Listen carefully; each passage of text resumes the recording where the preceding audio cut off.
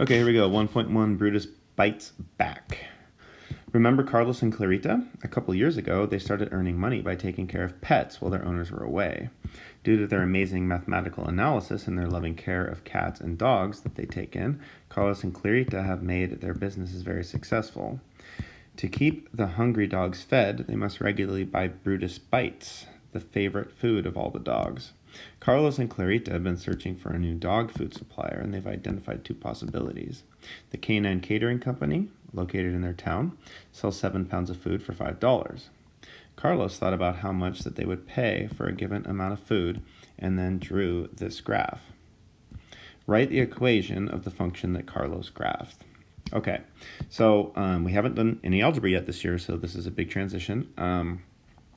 So first thing I would like to do here is identify the y-intercept, which is 0, because we see it crosses the y-axis right there. And then now we're going to spot the slope, which is 5 up and 7 over. So this must be the graph of, well, we'll say that D is equal to 5/7 P. Okay, because we need to relate the pounds of dog food, and that is going to be P in this case, and then D is, of course, dollars.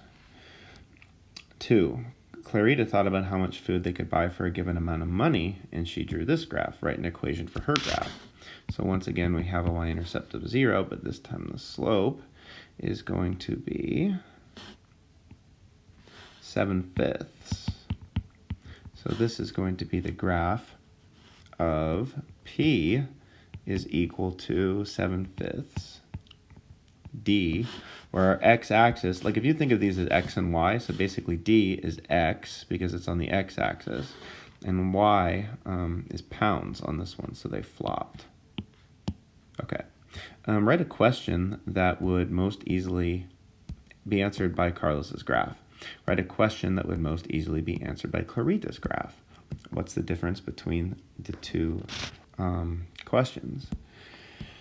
So for Carlos's graph, we could say, what is the cost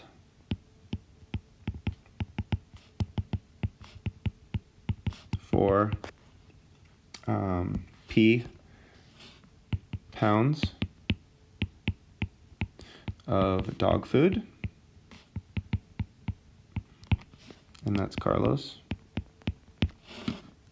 And then hopefully you're writing smaller than me. I'm writing kind of bigger because I want everyone to see it. But for Clarita, we could say, I'll have to write up here because I'm out of room.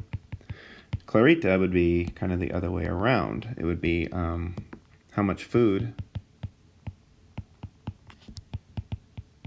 how much food could I buy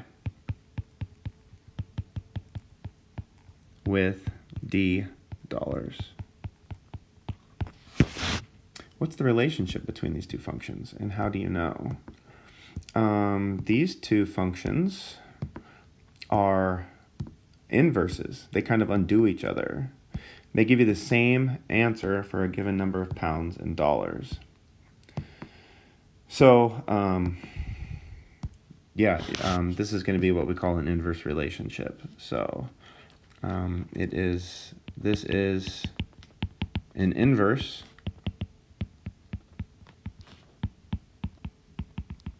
relationship.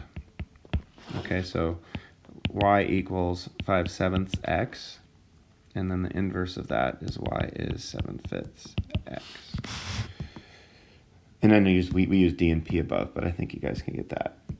Okay, use function notation to write the relationship between two functions. So what we're going to do there is basically D of P is equal to the inverse of P, and P of D is equal to the inverse of D. And we'll talk more about that when I get back. Looking online, Carlos found a company that will sell 8 pounds of Brutus Bites for $6 and a flat fee of $5 as a shipping charge for each order. The company advertises that they will sell any amount of food at the same price per pound. Model the relationship between the price and the amount of food using Carlos's approach. So Carlos's approach, remember his was, let's see, for this, it's going to be D. So dollars is going to be equal to, so basically that is 6/8 or 3/4 X plus $5 is the flat fee, okay? And the rate of change is going to be 6/8 or 3/4, all right?